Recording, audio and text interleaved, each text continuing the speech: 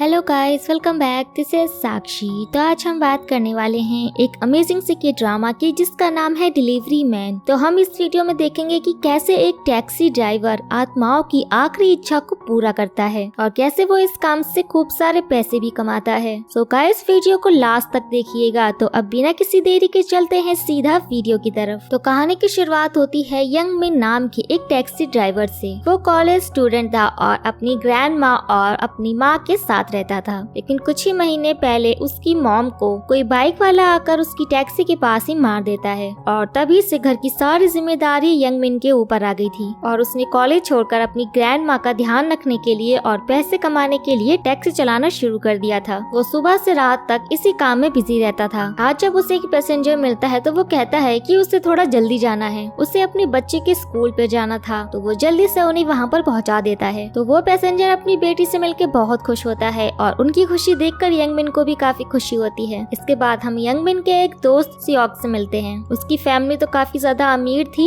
लेकिन उन्होंने अपने बेटे को ही घर से बाहर निकाल दिया था ताकि वो अपने दम पर कुछ कर सके। सियोक ने टैक्सी चलाने का काम शुरू कर दिया और आज उसके अंडर काफी सारे टैक्सीज आते हैं। आज शाम को सियोक यंग मिन के साथ अपने महंगे इटालियन स्पीकर को लेने के लिए जा रहा था, लेकिन उनके पहुंचने से पहले ही कुछ चोर उसे लेकर भाग जाते हैं और सियोक के काफी बोलने के बाद यंग मिन उनका पीछा करता है और ऑफिसर्स के साथ मिलकर वो उन्हें पकड़ भी लेते हैं। वो चोर ऐसे ही शाम को बहुत सारी चोरियां करते थे, इसीलिए वो ऑफिसर्स यंग मिन का खास शुक्रिया अदा करते हैं। अब नेक्स्ट डे मॉर्निंग यंग मिन अपने लिए और ग्रैंड माँ के लिए ब्रेकफास्ट बना के काम पर निकल जाता है। जब वो अपनी टैक्सी का दरवाजा ओपन करता है तो उसके हाथ में कुछ कॉइन्स थे जो कि नीचे गिर जाते हैं। उसे उठाते हुए कार की बैक सीट पर उसे एक फोन मिलता है। ये काफी पुराने मॉडल का था। उसे देखकर वो सोचता है कि शायद ये फोन उसके किसी पैसेंजर का ही होगा। वो इसे ओपन करने की कोशिश करता है, लेकिन अचानक उसे जोर का झटका लगता है। सामने से एक आदमी उसके पास आता है जो कि घर की किश्तें लेने के लिए आया था। वो यंग मिन को बताता है कि 3 महीने से तुमने घर की एक भी लोन की पेमेंट नहीं दी है और अगले महीने अब ये घर ऑक्शन कर दिया जाएगा और अगर तुम अभी से रोकना चाहते हो तो तुम्हें किसी भी हाल में पैसे भरने होंगे। ये सारी बातें सुनकर तो यंग मिन शॉक में ही चला गया था कि इतना बड़ा अमाउंट वो इतनी जल्दी अरेंज करेगा तो करेगा कहाँ से। अब रात को जब वो टैक्सी चलाता है तो कुछ भूत जैसे पैसेंजर्स उसकी टैक्सी में बैठ जाते हैं। वो उन्हें देखकर डर जाता है और वो लड़कियां उससे कहती हैं कि हमें कब्रिस्तान ले चलो और वहाँ पहुंचकर जब वो देखता है कि यहाँ तो फिल्म का सेट बना हुआ है और उन्हें उतारने के बाद जब वो अपने घर की ओर आने लगता है तभी उसे अपनी बैक सीट पर एक लड़की बैठी मिरर में दिखाई देती है। ये भी बिल्कुल एक भूत जैसी ही लग रही थी, जिसे देखकर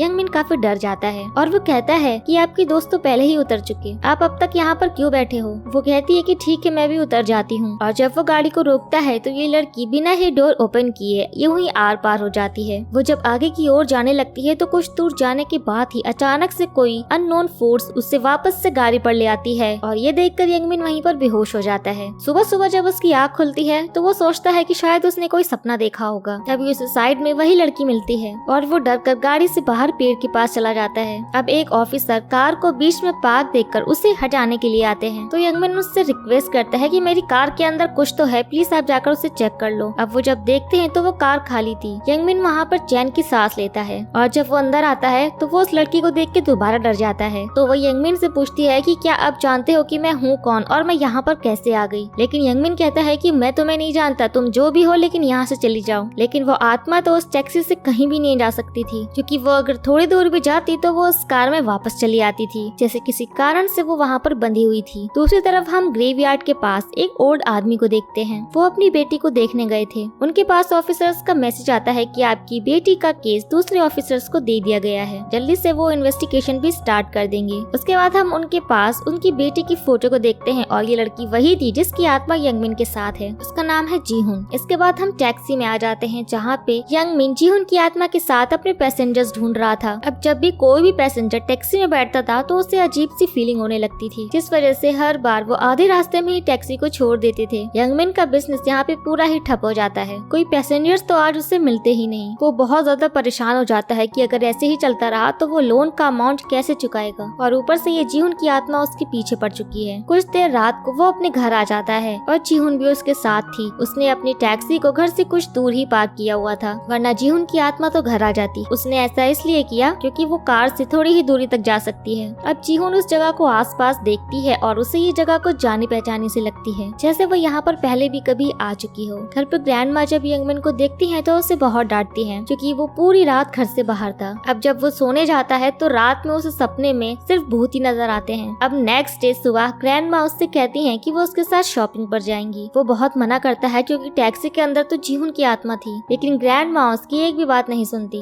अब वो पूरे रास्ते में अपनी ग्रैंडमा से पूछता रहता है कि वो ठीक तो है कि नहीं। थोड़ी देर बाद ग्रैंडमा को अजीब सा फील होने लगता है। इसके बाद वो लोग टेम्पल पहुंचते हैं और ग्रैंडमा अंदर चली जाती हैं। बाहर यंगमिन वहाँ कुछ लोगों को अपनी गाड़ी पर झाड़ फूक करने के लिए कहता है, लेकिन इससे कोई फर्क नहीं पड़ता क्योंकि यहाँ पर जो भी चीजें हो रही थी वो जीहुन को बहुत ही नुकसान पहुँचा रही थी। और जीहुन यहाँ पर उससे बोलती है कि प्लीज इन सबको बंद कर दो, मेरे कानों में तकलीफ हो रही है। फिर यंगमिन के पास एक कॉल आता है जो कि एक डॉक्टर का था और वो डॉक्टर उस गाड़ी में बैठा था। उसे वहाँ पर बिल्कुल भी तकलीफ नहीं होती। जीहुन भी यंगमिन से कहती है कि क्या तुम देख रहे हो, उस डॉक्टर को तो कुछ भी नहीं हुआ है और ये सब मेरी वजह से नहीं हो रहा है, वो कितना ठीक है। इसके बाद क्यूजिन हॉस्पिटल के पास आ जाता है। यहाँ पर एम्बुलेंस में किसी लड़की को बाहर लाया जा रहा था। इस सीन को देखकर यंगमिन एक फ्लैशबैक को याद करता है कि यही डॉक्टर उसकी मॉम को भी बचाने की कोशिश कर रहा था। तो अब वो उसका शुक्रिया अदा करने के लिए उसके लिए कुछ लेकर जाता है। उस हॉस्पिटल के अंदर उससे उसकी फ्रेंड सूरी भी मिलती है। अब यंगमिन इन दोनों को ही थैंक यू बोलता है उस दिन के लिए। जीहुन भी ये सब देख ही रही थी। उसके बाद वो घर आता है जहाँ पर जीहुन उससे रिक्वेस्ट करती है कि आज टैक्सी को घर के पास पार्क कर दो क्योंकि बाहर लाइट्स नहीं रहती तो मुझे डर लगता है। अब यंगमिन बोलता है कि क्या भूतों को भी अंधेरे से डर लगता है, लेकिन फिर वो उसकी बात मान जाता है। अब जीहुन को वो घर और आसपास का एरिया काफी ज्यादा जाना पहचाना लगता है, लेकिन उसकी याददाश्त आने की वजह से उसे कुछ भी याद नहीं था। अब अगले दिन से जीहुन काफी अच्छा बिहेव कर रही थी क्योंकि उसे यंगमिन ने बता दिया था कि उसे घर का लोन भी चुकाना है। तो अब जीहुन कहती है कि अब से पैसेंजर्स को तुम आगे बैठाना, मैं पीछे बैठ जाया करूंगी, इससे उन्हें कोई दिक्कत भी नहीं होगी। रास्ते में उन्हें एक आदमी दिखता है और यंगमिन उसके लिए दरवाजा ओपन करता है और वो आदमी हैरान होकर यंगमिन से पूछता है कि क्या तुम मुझे देख पा रहे हो और क्या मैं सच में अंदर आ जाऊं। यंगमिन उनकी बात समझ नहीं पाता और उसे हाँ बोल देता है और अब वो आदमी दरवाजे के आर पार होकर अंदर आ जाता है। और यहीं पर इन दोनों के एक्सप्रेशन भी अजीब हो गए थे क्योंकि ये आदमी भी एक आत्मा है। टैक्सी को साइड में पार्क करके यंगमिन उन दोनों से कहता है टैक्सी कोई भूतों का अड्डा नहीं है, एक पे एक घोस्ट मुझे फ्री में मिल रहे हैं। अब वो गुस्से में टैक्सी को बेचने के लिए जाता है ताकि इन भूतों से उसे छुटकारा मिल सके, लेकिन यहाँ पर एक और भूत उन्हें मिल जाता है और वो आदमी उनसे हाथ जोड़कर रिक्वेस्ट करता है क्योंकि उस आदमी की मौत से पहले उसकी बेटी की जान खतरे में थी और वो उसके इलाज के लिए गोल्ड ज्वेलर्स को बेचने के लिए जा रहा था, लेकिन रास्ते में उसका एक्सीडेंट हो गया। यहाँ पे वो यंगमिन से रिक्वेस्ट करता है कि वो इन गोल्ड को उसकी बेटी को जाकर दे दे जो हॉस्पिटल में है। तो अब यंगमिन भी जैसे तैसे करके मान जाता है और उनकी मदद के लिए जाता है। हॉस्पिटल के बाहर वो बच्ची अकेली थी। जैसे ही उसकी मॉम अंदर से बाहर आती है वो अपनी मॉम से कहती है कि अब आपको मेरे लिए परेशान होने की कोई जरूरत नहीं है और कहा कि उसके पिता के एक फ्रेंड आए थे और उन्होंने मुझे ये देने के लिए कहा। और ये देखकर उसकी मॉम बहुत ज्यादा इमोशनल हो जाती है और यहाँ पे यंगमिन, जीहुन और मिस्टर ब्यून तीनों ही इमोशनल हो गए थे। वहीं पर उस बच्ची के फादर भी खड़े थे। वो काफी खुश थे और अब वो यहाँ से गायब हो जाते हैं, जिसका मतलब कि उनकी आखिरी इच्छा पूरी हो गई थी तो अब उन्हें मुक्ति मिल गई। तभी वो बच्ची यंगमिन के पास आकर उसके हाथ पर एक गोल्डन रिंग रख देती है और कहती है कि उसके पिता ने कहा था ये उसे देने के लिए। वो उसे थैंक यू बोलती है उसकी मदद करने के लिए। ये सब कुछ देखकर यंगमिन बहुत इमोशनल हो जाता है। तो अब जीहुन उसे एक आइडिया देती है कि जब दो आत्माएं उसकी टैक्सी में हैं तो कोई पैसेंजर तो आने नहीं वाला, तो क्यों ना यंगमिन उसकी टैक्सी को एक घोस्ट टैक्सी बना दे जहाँ पर वो आत्माओं की आखिरी इच्छा को पूरा करेंगे और उसके बदले उसे ऐसे ही गोल्ड या फिर पैसे मिल सकते हैं। अब यंगमिन को ये आइडिया अच्छा लगता है और वो सपने भी देखने लगता है कि वो बहुत ज्यादा अमीर हो गया है। तभी मिस्टर ब्यून उसे बताते हैं कि उनके पास कई सारे गोल्डन बिस्किट्स हैं, यानी कि एक ही बार में यंगमिन अपने सारे लोन को चुका पाएगा। वो तुरंत उनके घर के लिए निकलता है और वहाँ पहुँचते ही मिस्टर ब्यून एक सच रिवील करते हैं कि उनके पास सिर्फ एक ही गोल्डन बिस्किट है। और ये सब सुनकर यंगमिन बहुत ज्यादा गुस्सा हो जाता है कि घोस्ट मिलकर तो उसे पागल ही कर देंगे। वो उसे अपनी एक आखिरी इच्छा के बारे में बताते हैं। वो उसे बताते हैं कि उनकी एक वाइफ है, जब वो जिंदा थे तो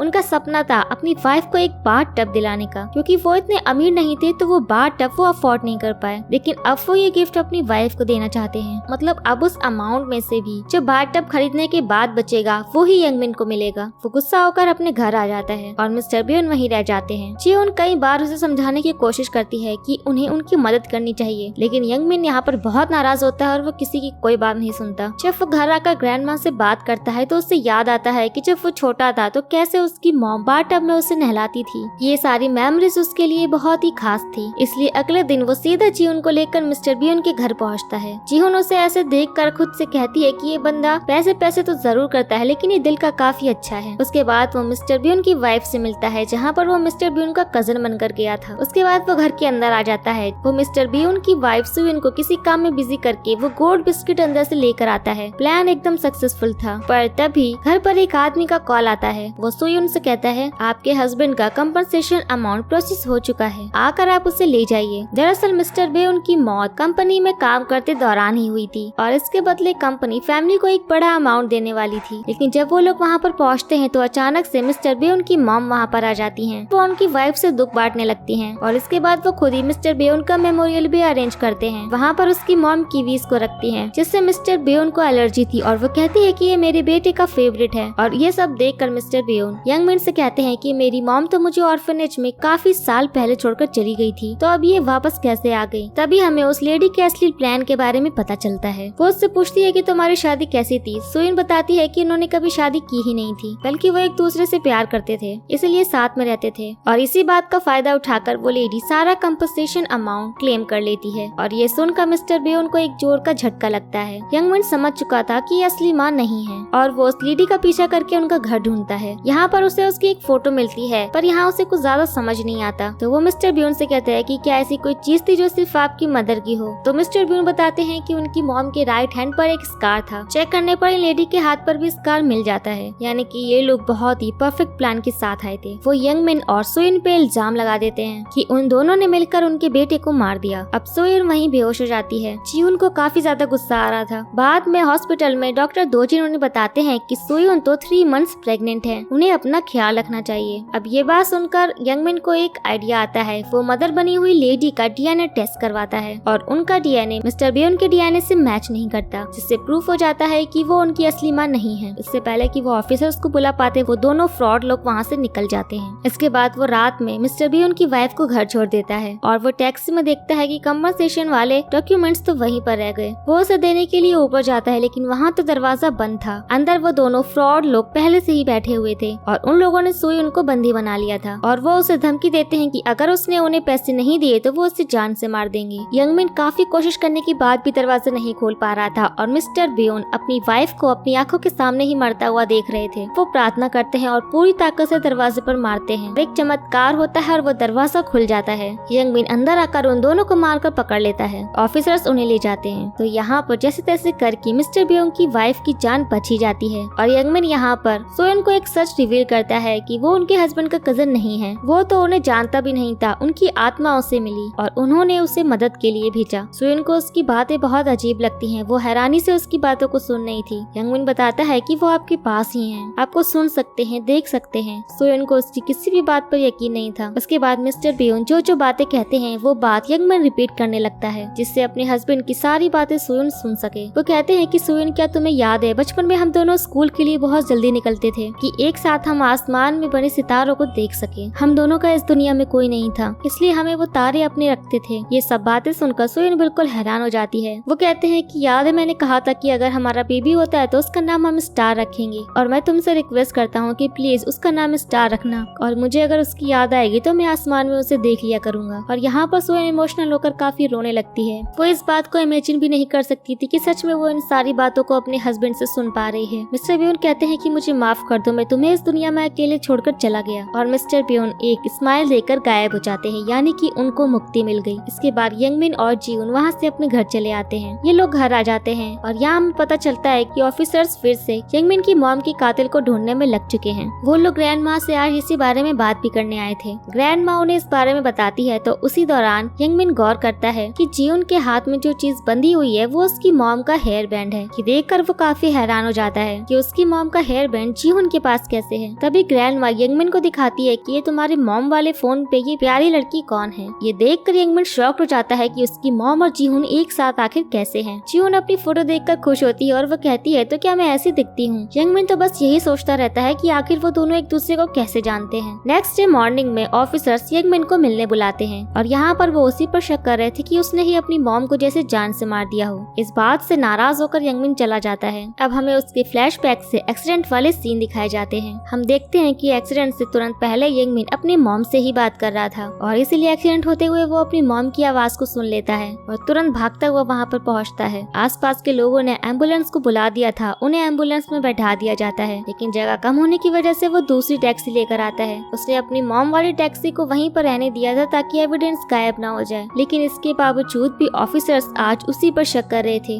अब दूसरी तरफ हमें हॉस्पिटल में सूरी को दिखाते हैं। ग्रैंडमा उससे कॉल करके घर पे खाने के लिए बुलाती है, क्योंकि वो चाहती थी कि यंगमिन और सूरी का रिश्ता दोस्तों से काफी ज्यादा क्लोज आ जाए। दूसरी तरफ डॉक्टर डोजिन ये नोटिस करते हैं कि उनकी तरह ही जो दूसरे डॉक्टर थे, डॉक्टर जंगको, पेशेंट्स का गलत इलाज कर रहे थे। वहाँ पे उस पेशेंट की जान तो बच जाती है, पर बाद में नर्सेस को बुलाकर डॉक्टर डोजिन बाकी के ऑपरेशंस पे नजर डालते हैं और वो ये देखकर हैरान हो गए थे कि जंगवो के आने के बाद हॉस्पिटल के नंबर ऑफ डेथ काफी ज्यादा बढ़ गए हैं। वो जंगवो को निकालने का सोचते हैं, लेकिन जंगवो उनसे कहता है कि अगर मैं बुरा हूँ तो तुम कौन सा अच्छे हो, तुम्हारा राज मैं जानता हूँ। वहाँ पर हमें दिखाया जाता है कि जंगवो के पास कई सारे रेयर मेडिसिन एंड इंजेक्शन थे जिन्हें वो छुपा कर रखता था। दूसरी तरफ हम देखते हैं कि एक पैसेंजर यंगमिन की टैक्सी में आकर बैठता है। वो थोड़ा वियर्ड था, लेकिन बाद में हमें पता चलता है कि वो एक शमन है, वो भूतों को देख सकता है और वो यंगमिन को बताता है कि इस लड़की की आत्मा तुम्हारी टैक्सी से नहीं जुड़ी बल्कि टैक्सी में रखे किसी सामान से जुड़ी है। तब यंगमिन को याद आता है वही व्हाइट कलर का पुराना फोन। वो उसे लेकर दूर जाता है और जीहुन अचानक उड़कर उसके पास खींची चली आती है, यानी जीहुन की आत्मा उसी फोन से जुड़ी हुई थी। यहाँ पर इन दोनों के बीच एक एक्सीडेंटल किस होता है और ये दोनों एक दूसरे से नजरें भी नहीं मिलाते। बाद में फोन का चार्ज खत्म होने की वजह से जीहुन गायब हो जाती है। अब यंगमिन तुरंत घर आता है और उस फोन को चार्ज करने जाता है, लेकिन फोन का चार्जिंग पोर्ट तो काफी डिफरेंट था, क्योंकि अब ऐसे पोर्ट्स वाले चार्जर्स नहीं मिलते। वो सोचता है कि कल वो मार्केट से ले लेगा, लेकिन कल वो ग्रैंडमा के साथ शॉपिंग पर जाता है। अब जीहुन नहीं थी तो उसे सब कुछ एकदम नॉर्मल लग रहा था। अब ग्रैंडमा उस पुराने फोन को देखकर उसे डस्टबिन में फेंक देती है। यंगमिन उसे निकाल नहीं पाता, लेकिन बाद में पूरा दिन उसका बहुत ही अच्छा जाता है। उसे बहुत सारे पैसेंजर्स मिलते हैं। एक पल को वो सोचने लगता है कि क्या मैं जीहुन को भूल जाऊं, और इस बीच जीहुन एक दूसरी दुनिया में पहुंच गई थी जहाँ पे उसकी हालत खराब हो रही थी और अगर जल्दी उसे नहीं बचाया गया तो वो खत्म हो जाएगी। फिर नेक्स्ट सीन में हमें यंगमिन के दोस्त सियोक को दिखाया जाता है। सियोक कई सारी टैक्सीज को लीज में देता था, जिसमें से एक टैक्सी उसने यंगसू नाम की एक लड़की को दी थी।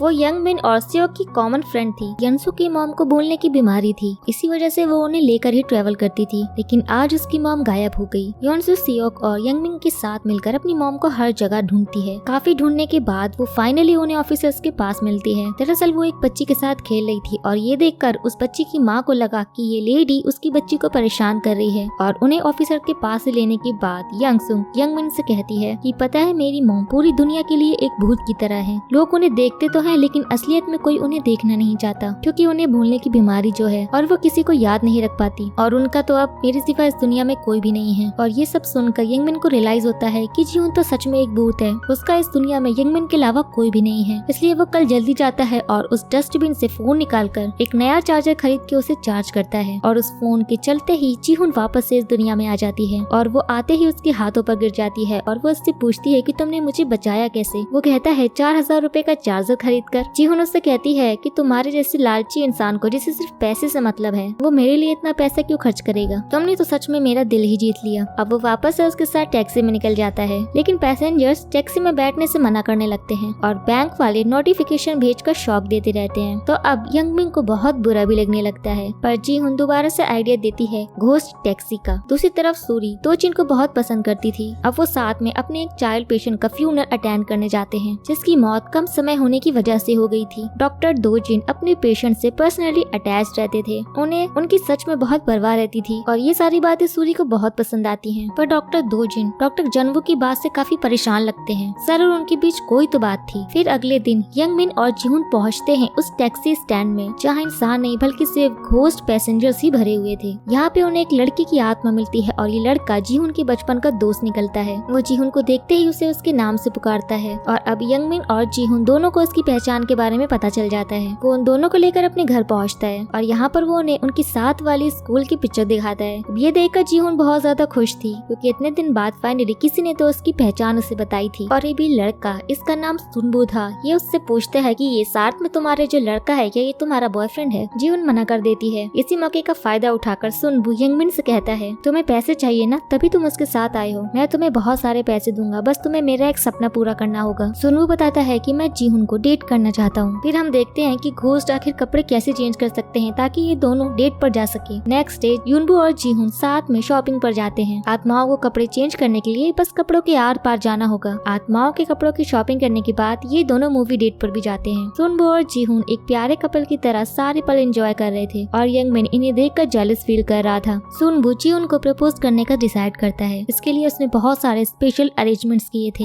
लेकिन यंगमिन जीहुन को उस दिन वहाँ लेकर ही नहीं जाता। वो उससे कहता है कि तुम्हें उससे मिलने की कोई जरूरत नहीं है। जीहुन कहती है कि मैं भी सुनबू से प्यार नहीं करती, मैं तो बस उसके साथ इसलिए थी ताकि तुम्हें पैसे मिल सके और तुम अपने लोन का अमाउंट चुका सको। अब ये बातें सुनकर यंगमिन का दिल भर आता है और वो अगले दिन उसे सुनबू के पास लेकर चला जाता है। अब वो बाहर बैठा हुआ अपने दोस्त सियोक से बात कर रहा था। सियोक उसे कहता है कि अगर तुम सच में किसी से प्यार करते हो तो उसे जाकर अपने दिल की बात बता दो। अगर उसने रिजेक्ट कर दिया तब भी ज्यादा से ज्यादा बुरा ही तो लगेगा, पर एटलीस्ट नहीं बताने से तो बेहतर है। यंगमिन कहता है कि वो लड़की किसी और के साथ है। सियोक कहता है तब तो तुम्हें जल्दी करनी चाहिए। वहीं हम देखते हैं सुनबू जीहुन को प्रपोज करने जा रहा था, लेकिन अचानक से वो उसे प्रपोज नहीं करता और वो उससे कहता है कि जीहुन तुम्हें पता है कि मैंने तुम्हें यहाँ पर क्यों बुलाया है। वो कहता है कि इस दुनिया में रहते हुए मुझे आत्माओं की मुक्ति के बारे में कुछ बातें पता चली हैं। एक आत्मा इस दुनिया से सिर्फ दो तरह से ही जा सकती है, पहली अगर हमारी आखिरी इच्छा पूरी हो जाए तब, और दूसरी जब एक आत्मा को प्यार हो जाए। मैं जब इंसान था तो मैं तुमसे प्यार करना चाहता था और आत्मा बनकर मेरा ये आखिरी सपना फाइनली पूरा हो गया और अब शायद मैं यहाँ से जा पाऊँ। और जीहुन उससे कहती है कि मुझे मेरी पहचान बताने के लिए दिल से तुम्हारा शुक्रिया। वो उसे कहता है कि तुम किसी भी इंसान से प्यार मत कर लेना वरना मेरी तरह गायब हो जाओगी और अपनी खोई हुई याददाश्त को कभी भी ढूंढ नहीं पाओगी। और अब जैसे ही यंगमिन वहाँ पे पहुँचता है सुनबू गायब हो जाता है और हम यहाँ देख पाते हैं कि यंगमिन और जीहुन दोनों के दिल में एक दूसरे के लिए फीलिंग्स थी, लेकिन जीहुन ऐसा नहीं करती। वो अपने कदम पीछे कर लेती है क्योंकि अगर वो यंगमिन से प्यार करेगी तो वो भी सुनबू की तरह गायब हो जाएगी। यंगमिन जीहुन के सर पर तालिस्मान रखकर तुरंत इजहार करने के लिए कहता है। जब तालिस्मान सिर पे रखकर जीहुन आग बंद करके बैठी हुई थी तभी उसे अपने पास्ट के कुछ विजन्स आते हैं, जहाँ हम देखते हैं कि वो शुरुआत वाले उन्हीं ओल्ड मैन के साथ थी और हमें समझ आता है कि वो ओल्ड मैन भी एक ऑफिसर रह चुके थे और वो उनकी ही बेटी थी एंड जीहुन खुद भी एक ऑफिसर थी और उसके फादर का नाम था मिस्टर कैंग। दूसरी तरफ प्रेजेंट में हम दो ऑफिसर्स को देखते हैं। दोनों यंगमिन की मॉम और जीहुन का केस दोनों ही हैंडल कर रहे थे, इसीलिए वो मिस्टर कैंग से मिलने पहुंचते हैं, पर वहाँ मिस्टर कैंग कोई तो राज छुपा रहे थे। फिर सीसीटीवी फुटेज चेक की जाती है जहाँ पर हमें पता चलता है कि यंगमिन की मॉम को एक बाइक ने उड़ाया था और उस इंसान का फेस हेलमेट की वजह से नहीं दिखा। वो लड़का है या लड़की कुछ समझ में नहीं आता। वो फिर से उस फुटेज को चेक करते हैं। उसे चेक करने पर उन्हें वहीं हॉस्पिटल मिलता है जहाँ पे डॉक्टर डोजिन और सूरी काम करते हैं। अब इनका शक उस हॉस्पिटल के ऊपर भी था क्योंकि इसी जगह यंगमिन की मॉम का आखिरी इलाज भी हुआ था। अगले दिन यंगमिन और जीहुन को एक छोटा सा पैसेंजर मिलता है। वो बच्चा जीहुन को देख पा रहा था। वो कहता है कि मेरे पेरेंट्स के जाने के बाद मैं आत्माओं को देख सकता हूँ। वो यंगमिन से कहता है कि आपकी टैक्सी तो इच्छाओं को पूरा करती है ना, क्या प्लीज आप मेरी सिस्टर को ढूंढ सकते हैं? वो कई दिनों से लापता है। यंगमिन कहता है कि शायद इसे ऑफिसर्स के पास लेकर जाना चाहिए। वो बच्चा उन्हें बताता है कि ऑफिसर्स और टीचर ने कहा कि मेरी सिस्टर घर छोड़ के भाग गई। कल मेरा बर्थडे था और आज तक उसने कभी मेरी बर्थडे के दिन मुझे अकेला नहीं छोड़ा और प्लीज उसे ढूंढने में मेरी मदद कीजिए। यंगमिन उससे उसके घर का पता पूछता है और वो उसे उसके घर ले जाते हैं। वहाँ पर उसकी दादी थी। वो यंगमिन को शुक्रिया अदा करती है कि वो उसके पोते को घर लेकर आ गया। साथ ही साथ वो उन्हें कुछ पैसे भी देते हैं। यंगमिन उनसे कहता है कि इतने कम पैसे, वो कुछ और पैसे लेने अंदर चली जाती हैं। जीहुन उससे कहती है कि तुम एक बच्चे और एक बूढ़ी औरत से पैसे ले रहे हो। तभी यंगमिन वो सारे पैसे उस बच्चे को देकर कहता है अब प्लीज अपनी दादी के साथ रहना। वो उनके घर पे खाना भी बना देता है और उसके बाद वो उस बच्चे की बहन को ढूंढने में उसकी मदद करना नहीं चाहता क्योंकि वो बेवजह किसी और की लाइफ में इन्वॉल्व होना नहीं चाहता। लेकिन जीहुन के काफी मनाने के बाद वो फाइनली मान जाता है और अगले दिन वो दोनों उस बच्चे की बहन के दोस्तों के पास उससे मिलने जाते हैं। वो सारी लड़कियां अमीर घरों से थी और वो सारे के सारे मिलके उस बच्चे की बहन हायुन पर इल्जाम लगाने लगती हैं कि वो लड़की ही घर छोड़कर भाग गई होगी। उन सभी लड़कियों में से सिर्फ एक लड़की थी जो हायुन की बुराई नहीं सुन पाती और वहाँ से भाग जाती है। यंगमिन और जीहुन ये देखकर उस लड़की का पीछा करने लगते हैं और रास्ते में कुछ गुंडे इन पर हमला कर देते हैं। इन गुंडों को उन्हीं बाकी सब लड़कियों ने भेजा था। लकीली हायुन की बेस्ट फ्रेंड उन गुंडों को देख लेती है और रास्ते में वो ऑफिसर से रिक्वेस्ट करती है कि प्लीज वो उनकी मदद के लिए आए और ये दोनों वही ऑफिसर्स थे और ये उन गुंडों से यंगमिन और जीहुन को बचा लेते हैं। अब यंगमिन को बहुत ज्यादा चोट आई थी जिसका इलाज डॉक्टर दोजिन करते हैं। जीहुन बाद में उससे कहती है कि मुझे माफ कर दो, मेरी वजह से तुम्हें इतनी चोट आई, ये सब करने के लिए मैंने ही तुम्हें कहा था। यंगमिन कहता है कि फिक्र मत करो, ये सब मैंने खुद ही सोचा था, हम उसे ढूंढने दोबारा जाएंगे। लेकिन फिर अगली सुबह एक नदी के पास से हायुन का बैग और उसका फोन मिलता है। उसमें उसका आखिरी लिखा नोट था, यानी कि उसने आत्महत्या कर ली। ऑफिसर्स इसे सुसाइड समझकर कंक्लूड कर देते हैं, लेकिन नोट को देखकर जीहुन को शक होता है क्योंकि हायुन के कमरे में जीहुन ने हायुन की हैंडराइटिंग और एक चीज नोटिस की थी। उसके हर एक नोट के बाद उसका सिग्नेचर जरूर रहता है जो इस फोन वाले नोट में मिसिंग था। वो ये बात यंगमिन को बताती है। उसके बाद हमें हायुन की बेस्ट फ्रेंड को दिखाया जाता जाता है जिसके नजरिए से हमें फ्लैशबैक दिखाया जाता है। बाकी सारे बच्चे स्कूल में हायुल की बेस्ट फ्रेंड को हमेशा बुली करते थे। हायुल को ये बात बिल्कुल पसंद नहीं आती थी। वो हमेशा उसे हिम्मत दिया करती थी कि वो बुली होने से ना डरकर डटकर हिम्मत से उसका सामना करे। उन बुलिस की लीडर मीरा हमेशा उसको डराती थी। एक दिन एक पहाड़ की चोटी पर वो लोग ऐसा ही कर रहे थे। हायुल अचानक उसकी मदद के लिए पहुंचती है और पहाड़ पे हाथापाई होने लगती है, जिसके कारण हायुल की गिरकर मौत हो जाती है। और ये देखकर मीरा बहुत ज्यादा डर गई थी। वो बाकी लोगों को भी डरा देती है सच बताने से। अगर वो सच बताते तो वो सभी फंस जाते और हायुल की बेस्ट फ्रेंड ये बात यंगमिन को बता देती है। अब वो तीनों पहाड़ की चोटी पर पहुंचते हैं। हर तरफ वो हायुल को ढूंढ रहे थे, लेकिन पहाड़ की चोटी पर से अचानक यंगमिन भी नीचे गिरने वाला था, लेकिन जीहुन अचानक से उसका हाथ पकड़ के उसे बचा लेती है। अब जीहुन को खुद यकीन नहीं हो रहा था कि आखिर उसने यंगमिन का हाथ कैसे पकड़ लिया, क्योंकि वो तो खुद एक आत्मा है। उसके बाद उन लोगों को हायुल की बॉडी मिल जाती है। वो लोग उसे गाड़ी में बैठा लेते हैं। यहाँ पे पता चलता है कि उसकी सांसें अब भी चल रही थी, यानी कि उन लोगों ने उसे जिंदा में ही वहाँ पर छोड़ दिया था। वो छोटा बच्चा, उसका भाई और उसकी ग्रैंडमा दोनों ही जल्दी से हॉस्पिटल पहुँचते हैं, लेकिन डॉक्टर दोजिन हायुल को बचा नहीं पाते। अचानक से उसकी आत्मा